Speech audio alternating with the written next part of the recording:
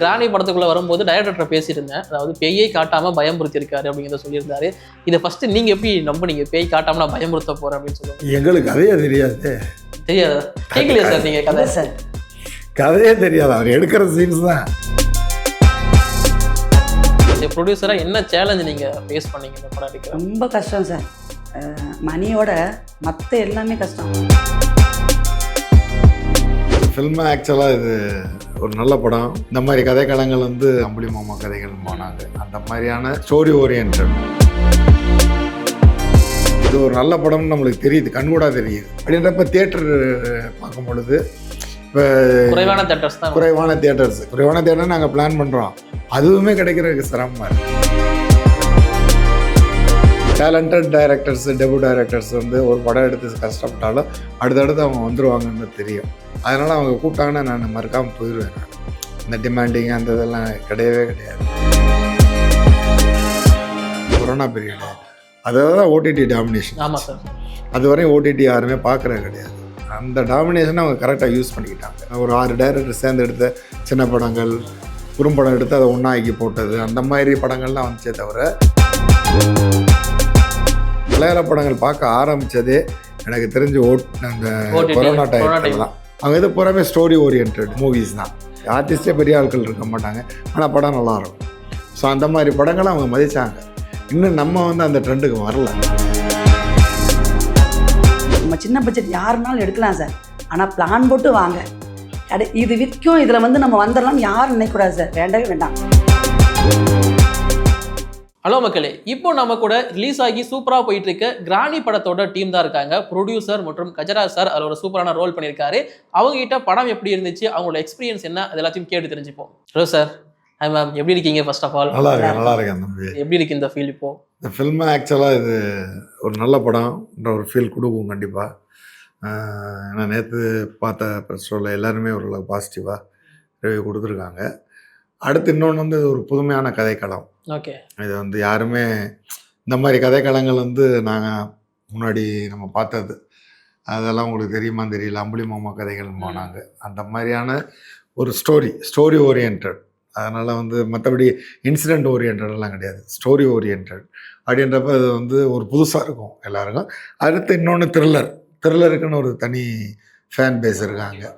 So அவங்களுக்கெல்லாம் கண்டிப்பாக பிடிக்கும் இந்த படம். கண்டிப்பாக எல்லாருக்குமே பிடிக்கும்.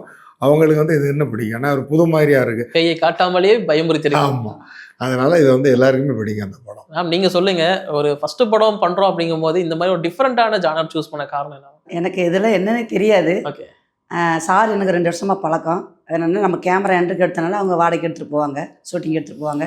அதில் தான் அவர் எனக்கு தெரியும். அப்போ சொன்னாங்க, இந்த மாதிரி ஒரு மூவி இருக்குது மேடம், நீங்கள் என்ன அதை கேட்குற, ஒரு கதை எழுதி வச்சுருக்கேன், அதை கேளுங்க, நீங்கள் எடுக்கணும்னு இல்லை, சும்மா கேட்டுப்பாரு, உங்ககிட்ட நான் சொல்கிறேன் அப்படின்னாரு. சரி அப்படின்ட்டு கேட்டேன். ஒரு 1 hour சொன்னார். இது ரொம்ப கஷ்டப்பட்டு அதை வச்சுருக்கேன் மேடம், நல்லவங்கள்ட்ட கொடுத்து அதை நான் வெளியே வைக்கணும்னு ஆசைப்பட்றேன். அதுக்கு நீங்கள் கரெக்டானவங்க, ஆனால் அவங்கள கஷ்டப்பட்டு நான் எடுக்க சொல்ல, உங்களால் முடியும்னா பாருங்கள் அப்படின்னாரு. எனக்கு கேட்டோன்னே ரொம்ப பிடிச்சிருந்துச்சி. சரி, நாமளாம் எந்த முடிவும் எடுக்க முடியாது, நம்ம ஏன்னா ஃபைனான்ஸ் வேணும் இல்லைங்களா.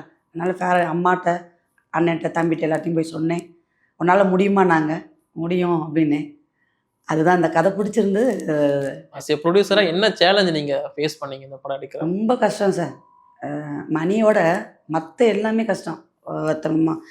நடிகர்கள் எல்லாம் கூப்பிட்றதையும் சரி, அந்த பசங்களை கூப்பிட்றது, கேமரா எல்லாத்துலேயுமே கஷ்டம்தான். எதுவுமே எந்த வேலையுமே கஷ்டம் இல்லாத வேலை இல்லை. ஆனால் நம்ம அதில் ஜெயிக்கணும்னு ஒரு நம்பிக்கை இருக்கு இல்லைங்களா, அது எனக்கு இருந்துச்சு. ஆரம்பத்துலேருந்து சார் சொன்னார், எடுத்துகிட்டு இருக்கும்போது சொன்னார், மேடம் உங்கள்கிட்ட பணம் இல்லை, என்ன பண்ண போறீங்க? பரவாயில்ல சார், நீங்கள் கூட பேங்க்கில் ஏதாவது வாங்கி பண்ணிக்கலாம் அப்படின்ட்டு அப்படியே சிறு தான் பண்ணேன். மொத்தமாக எதுவுமே என்கிட்ட இல்லை. ஏன்னா நான் ஒரு ஆள் தான். என்னோட இருக்குது எதை வச்சோ அதை பண்ணிவிட்டு தம்பி வீட்டில் ஃபேமிலியிட்ட கொஞ்சம் வாங்கி இந்த படத்தை என்னால் முடிஞ்சதுக்கு நல்லபடியாக மக்களுக்கு சேர்க்கணும்னு செஞ்சுருக்கேன். ஆனால் ரொம்ப நல்லா வந்திருக்கு. எந்த மொமெண்ட்டில் மேம் ஓகே இது சூப்பர் அப்படிங்கிற மாதிரி உங்களுக்கு தோணுச்சு? நேற்று தான் தோணுச்சு. நேற்று தான் எனக்கு சார் தெரியும். ஒரு இதே இல்லை சார், இன்ட்ரெஸ்டே இல்லை, என்ன பண்ண போகிறோன்னு பயந்தேன் எனக்கு. ஆனால் நேற்று அவ்வளோ பேரும் பார்த்து எனக்கு ஒரு சொன்னாங்க பாருங்க சார், அது ஒரு கிஃப்ட்டு எத்தனை கோடினாலும் போடலாம் சார், அதில் எந்த ஒரு மாற்றம். எனக்கு ஜெயிச்சிடணும்னு ஒரு நம்பிக்கை நேற்றுக்கு தான் வந்துச்சு. சார் சொன்ன மாதிரி நான் இந்த இவ்வளோ நாள் நம்ம படம் எடுத்து முடிச்சு வேலை பார்த்து எதுலேயுமே இல்லை சார். அந்த பசங்க ஒர்க் பண்ணுற கூட மேடம் ஏதாவது சொல்லுங்கள் மேடம் மாட்டேன், எதுவுமே சொல்ல மாட்டேன், சிரிச்சிட்டு வந்துடுவேன். அவங்க அப்படி தான், நீ விட்டுருங்க அப்படிம்பாங்க. என்ன சார் ஒன்று கூட சொல்ல மாட்டேங்கிறாங்க. எடிட்டர் கேட்பார், ஒர்க் பண்ணேன் சார், மேடம் ஒரு சிரி கூட சிரிக்க மாட்டாங்க, அவங்க எதையுமே பண்ண மாட்டாங்க, அவங்க மெயினில் பார்க்கணுங்கிறாங்க அப்படின்னு தான் சொல்லுவார். எனக்கு அதுதான் சார் நேற்று அவ்வளோ பேரும் பேசும்போது எனக்கு அந்த இடம் எனக்கு ஜெயிச்சிட்டோன்னு நம்பிக்கை சார். அதை விட இன்னும் மக்கள் சொன்னாங்கன்னா அதை விட ரொம்ப ஹாப்பியாக இருப்பேன். ஆனா இந்த மாதிரி ப்ரொடியூசர் இருந்தாங்க அப்படின்னா பல பேருக்கு இங்க டைரக்டர்ஸ் தேடிட்டு இருக்காங்க, அவங்களாம் வாழ்க்கை கிடைக்கும்னு நினைக்கிறேன். இருக்காங்க தம்பி. இருந்தாலும் சிறு படங்களுக்கு உள்ள ஒரு ரெகக்னைசேஷன் கிடைக்க மாட்டேங்குது இல்லையா? அன்னைக்கு பாருங்க தியேட்டருக்கு அவ்வளோ சிரமப்பட்டுக்கிட்டு இருக்கோம். ஆமா சார், ஆக்சுவலி ஆர்டிஸ்ட் நடிக்க வரதே வந்து சின்ன படமா நான் பண்ணணுமா அப்படிங்கிற மாதிரி யோசிக்கிறாங்க.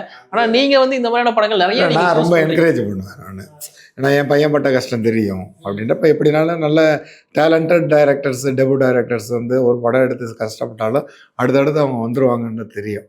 அதனால் அவங்க கூப்பிட்டாங்கன்னா நான் மறக்காமல் போயிடுவேன். நான் அந்த டிமாண்டிங் அந்த இதெல்லாம் கிடையவே கிடையாது. நம்ம அப்புறம் இப்படி தான் நடிக்கணும், இந்த படங்கள்லாம் நடிக்கணும், அந்த மாதிரிலாம் கிடையாது. கதை நல்ல கதை, கேரக்டர் நல்ல கேரக்டர்னால் யாராக இருந்தாலும் நடித்து கொடுத்துருவேன். திரும்பவும் ஏதாச்சும் என்னால் ஹெல்ப் பண்ண முடிஞ்சதை ஹெல்ப் பண்ணிட்டு தான் இருப்பேன். நான் ரிலீஸ் வரை என்ன முடியுதோ அதை பண்ணிட்டு தான் இருப்பேன். நான் தியேட்டர் கிடைக்கிறது அவ்வளோ சிரமமாக இருக்குது. இன்றைக்கி வந்து சில படங்கள் ரிலீஸ் ஆகிற படங்கள் சுமாராக இருந்தாலும் இது ஒரு நல்ல படம்னு நம்மளுக்கு தெரியுது, கண்கூடாக தெரியுது. எத்தனையோ த்ரில்லர் பார்த்துருக்கோம். இது நேற்று ஃபுல்லாக பார்க்கும் பொழுது ஒரு நல்ல த்ரில்லர், நல்ல படம் அப்படின்னு தெரியுது. அப்படின்றப்ப தியேட்டர் பார்க்கும் பொழுது இப்போ குறைவான தியேட்டர்ஸ் நாங்கள் பிளான் பண்ணுறோம், அதுவுமே கிடைக்கிறதுக்கு சிரமமாக இருக்குது. Okay sir. ஆனால் இப்போ நிறைய பேர் மக்களோட மனப்பான்மை எப்படி ஆயிடுச்சு அப்படின்னா ஓடிடியில் வரட்டும் பார்த்துக்கலாம், பெரிய ஹீரோ படங்கள் மட்டும்தான். அதான் அந்த ஓடிடியும் நம்ம தான் எடுத்துருக்கோம். ஓகே. அதாவது ஓடிடியில் வந்து முன்னாடி வந்து அது இந்த பீரியட் வந்துச்சுல, நம்ம கொரோனா பீரியட், அதாவது ஓடிடி டாமினேஷன். ஆமாம் சார். அது வரையும் ஓடிடி யாருமே பார்க்குறது கிடையாது. அந்த டாமினேஷனை அவங்க கரெக்டாக யூஸ் பண்ணிக்கிட்டாங்க. ஏன்னா கொரோனா பீரியடில் வந்து நம்ம படங்கள் எதுவுமே, பெரிய படங்கள் எதுவுமே ஓடிடியில் போகலை. நீங்கள் எடுத்து பார்த்தீங்கன்னா தெரியும். ஓடிடி டயத்தில் சும்மா சின்ன ஒரு 6 டைரக்டர் சேர்ந்து எடுத்த சின்ன படங்கள், குறும்படம் எடுத்து அதை ஒன்றாக்கி போட்டது, அந்த மாதிரி படங்கள்லாம் வந்துச்சே தவிர எடுத்து வச்சுட்டு கொரோனா முடிஞ்ச பிறகு ரிலீஸ் பண்ணுவோம்னு சொன்ன படங்கள்லாம் நிறையா இருந்துச்சு. ஆனால் அந்த டயத்தில் வந்து மலையாள இண்டஸ்ட்ரி அதை டாமினேட் பண்ணிட்டாங்க. இப்போ நம்ம வந்து மலையாள படங்கள் பார்க்க ஆரம்பித்ததே எனக்கு தெரிஞ்சு அந்த கொரோனா டயத்தில் தான். வீட்டில் உட்காந்து வழியெல்லாம் பார்த்தோம்னா நம்ம தமிழ் படங்கள் பார்த்தோம்னா பார்த்த படமாக இருக்கும். மலையாள படம் புதுசாக இருக்கேன்னு பார்க்கும் பொழுது தான் அவங்களுடைய கதைக்களங்கள் நம்மளுக்கு புரிய ஆரம்பிச்சிச்சு. அவங்களுடைய கதை எப்படியாப்பட்ட கதைகள் எடுக்கிறாங்க அப்படின்றப்ப அவங்க எது பூராமே ஸ்டோரி ஓரியன்டு மூவிஸ் தான். எதையுமே நீங்கள் உர சொல்ல முடியாது. பெரிய ஆர்டிஸ்டே பெரிய ஆட்கள் இருக்க மாட்டாங்க, ஆனால் படம் நல்லாயிருக்கும். ஸோ அந்த மாதிரி படங்களை அவங்க மதித்தாங்க. இன்னும் நம்ம வந்து அந்த ட்ரெண்டுக்கு வரல. இப்போ தான் மாறி இருக்கு. இந்த 2 வருஷமாக தான் இந்த சின்ன சின்ன படங்கள் வரும் பொழுது அதுக்கு ஒரு இதுக்காக நான் கதை நல்லா இல்லை படத்தைலாம் ஓடணும்னு சொல்லலை. ஒரு நல்லா இருக்கிற படத்துக்கும் அவங்க என்ன செஞ்சிடறாங்க, ஒரு லோ பட்ஜெட் படம் தானே, பெரிய ஆர்டிஸ்ட் யாரும் கிடையாதுல்ல, அதனால் இது 2 நாள் 3 நாள் தான் ஓடும். இப்போ ஓடிடி வந்து இப்போ அவங்க டாமினேட் பண்ணிட்டாங்க. சின்ன படங்கள் ரிலீஸ் ஆகி இந்த அவங்களுடைய ரெஸ்பான்ஸ் எல்லாம் பார்த்த பிறகு தான் ஓடிடியே பேசுகிறான், நான் எடுத்துக்கிறேன்னு. அதே ஷேரிங்கில் தான் முன்னாடி மாதிரி அவுட்ரேட்டில் வாங்க மாட்டேங்கிறாங்க. முன்னாடி படம் எடுக்கும் பொழுது நம்ம சேனல்ஸை நம்பியே படம் எடுத்த ஆட்கள் நிறைய பேர் இருக்காங்க. சன் டிவி வாங்குவாங்க, ஜெயா டிவி வாங்குவாங்க, கேடிவி வாங்குவாங்க, எல்லாருமே வாங்குவாங்க, விஜய் டிவி வாங்குவாங்க. விஜய் டிவிலாம் வாங்கிட்டே இருப்பாங்க படம்.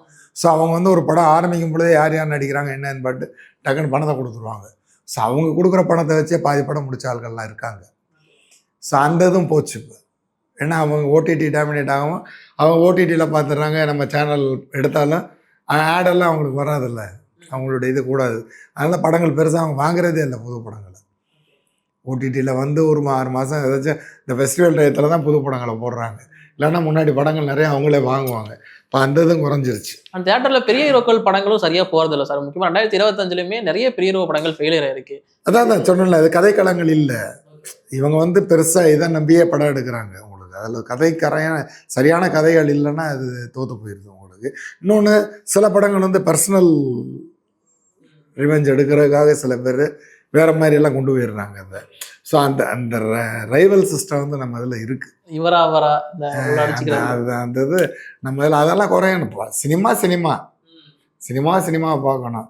நடிக்கிறவங்க நல்ல கருத்துக்களை சொல்கிறாங்களா, அவ்வளோதான். இப்போ எக்ஸ்பெக்டேஷன்ஸ் வந்து மக்கள் அதிகமா வச்சுட்டு தியேட்டருக்கு வரதும் பிரச்சனையா பாக்குறீங்களா? அதுவும் பிரச்சனை தான். இப்போ குட் பேட் அக்லியா இருக்கட்டும், விடாமுயற்சியா இருக்கட்டும், ரஜினி சாரோட கூலி படமா இருக்கட்டும், அதுக்கு ஒரு எக்ஸ்பெக்டேஷன் மக்கள் வச்சுக்கிட்டாங்க. பட் அதுக்கப்புறம் போய் பார்க்கும்போது அது உங்களுக்கு ஃபுல்ஃபில் ஆகல அப்படிங்கிற ஒரு ஃபீல். அதான் ஃபுல்ஃபில் ஆகலைன்னா அதான் கதைகள் வந்து கரெக்டான முறையில் போகலை. அது ஒன்று தான் அதில் மிஸ்டேக், வேறு ஒன்றுமே கிடையாது. எதிர்பார்த்து போகிறது ஒன்று, போய் பார்க்கும் பொழுது அவங்களுக்கு ஒரு ஏமாற்றம் கிடைக்குது.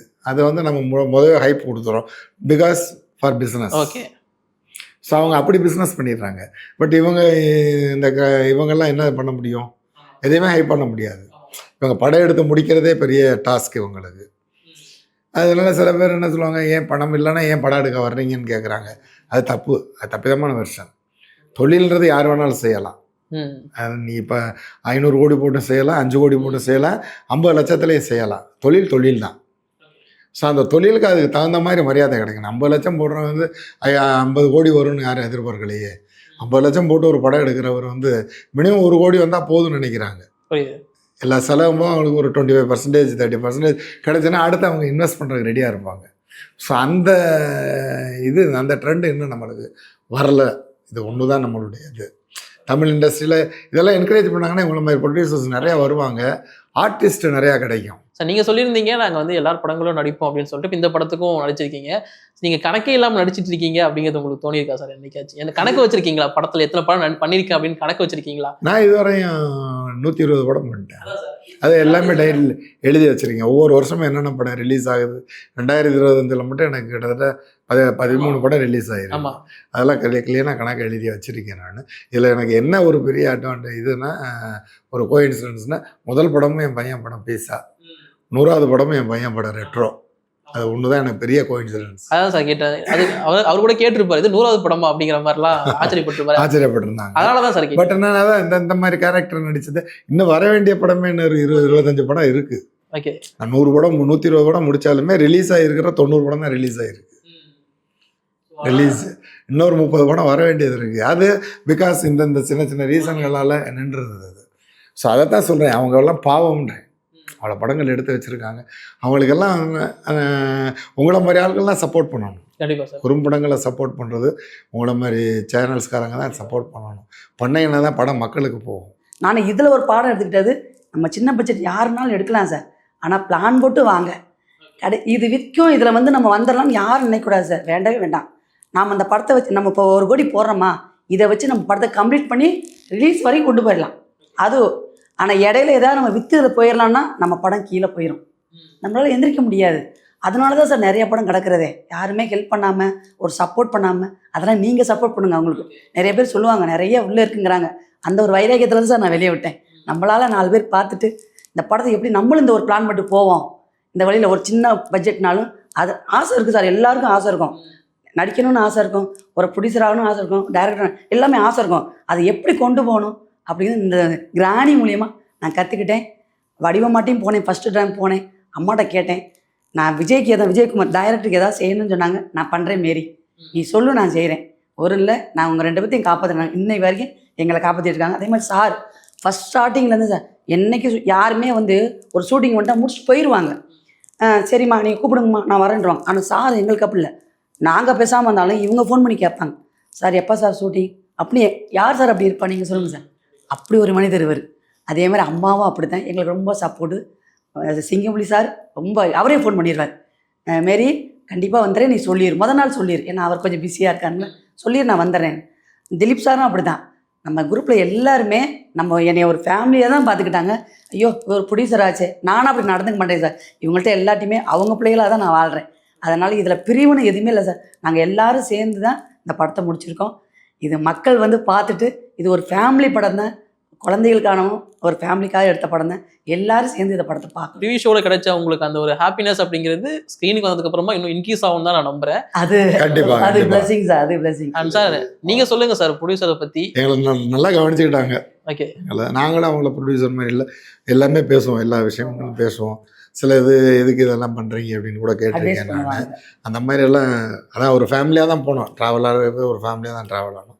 படத்தை வந்து இதையும் மீறி வந்து டைரக்டருடைய டேலண்ட் வந்து வேறு. ஓகே. விஜயகுமார் சாருடைய டேலண்ட்டு, அதே மாதிரி இதில் வந்து கேமராமேன் மணிகண்டன் அவருடைய டேலண்ட்டு, இதில் 2 பேருடைய டேலண்ட் வந்து இதில் தெரியும். அதாவது இவங்க கொடுக்குற பட்ஜெட்டில் இப்படி ஒரு படம் எடுக்க முடியும் அப்படின்றத வந்து ப்ரூவ் பண்ணியிருக்காங்க. ஆக்சுவலாக இதுக்கு வந்து இன்னும் நம்ம டால்பி அட்மாஸ் அது இதுன்னு வேறு மாதிரி போயிருந்தாங்கன்னு வைங்களேன், இது வேறு த்ரில்லர் ஆயிரும். ஓகே. ஸோ இருக்கிறதுல ஒரு அருமையான த்ரில்லர் படம் கொடுத்துருக்காங்க. அதுதான் நாங்கள் சொல்கிறது. ஓஹோன்னு இருக்குன்னு நான் சொல்லலை. இருக்கிற பட்ஜெட்டில் ஒரு நல்ல த்ரில்லர், யாரும் ஏமாத்தாது, கொடுக்குற காசுக்கு என்ஜாய் பண்ணிட்டு வரலாம். இப்போலாம் பேய் படம்னு சொல்லிட்டு நிறைய சிரிக்க வைக்கிறது மட்டும் தான். அந்த மாதிரிலாம் கிடையாது, அந்த மாதிரிலாம் கிடையாது. இது வந்து ஒரு அருமையான படம்.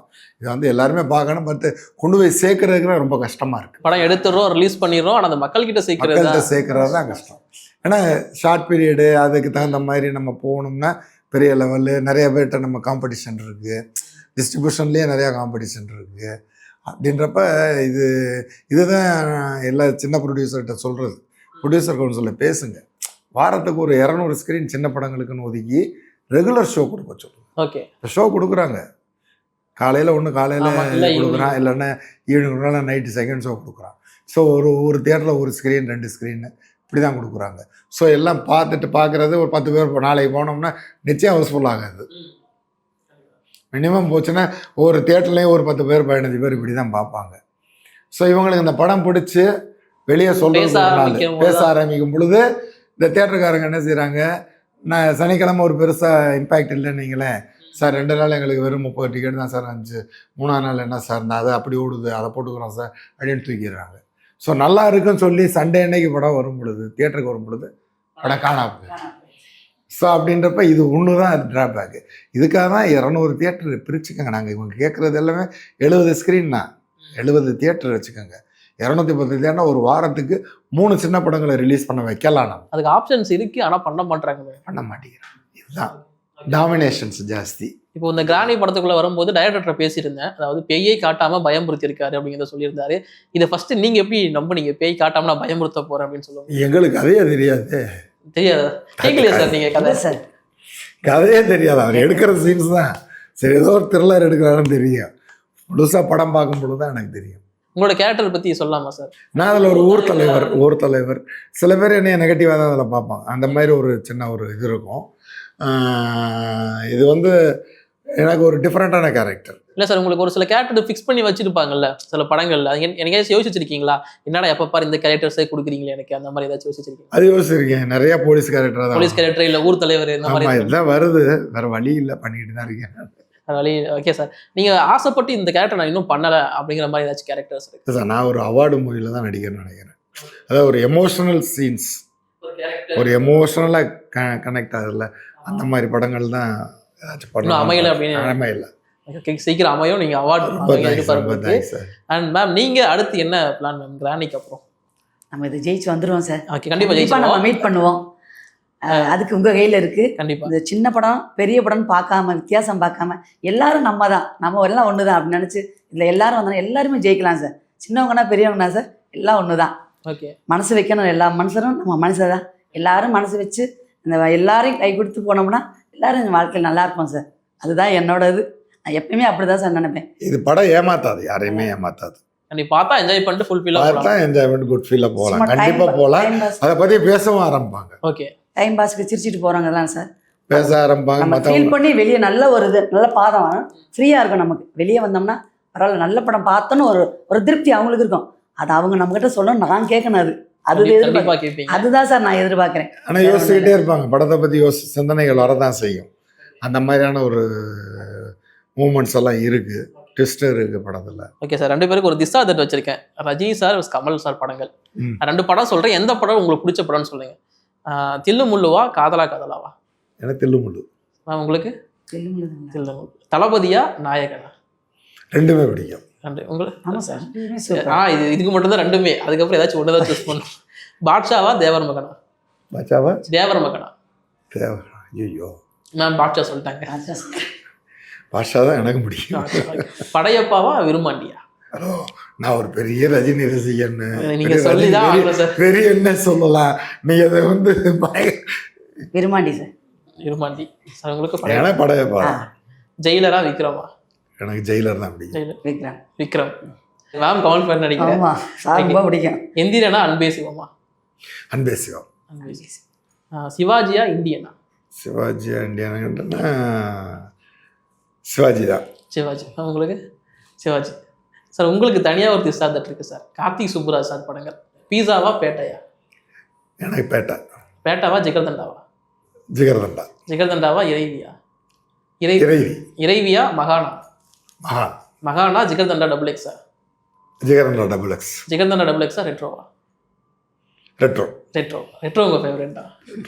Okay sir, super sir. And கடைசியாக அந்த கிராணி படத்தை பற்றி ஒரு சின்ன கேள்வி இருக்குது. இப்போ இவ்வளோ ஆர்டிஸ்ட் இருக்காங்க, எல்லாருக்கும் சாட்டிஸ்ஃபை ஆகிற மாதிரியான ரோல் இருந்துச்சுன்னு நினைக்கிறீங்களா நீங்கள்? ஸோ நீங்களும் நடிச்சிருக்கீங்க, அதனால் நான் கேட்குறேன்.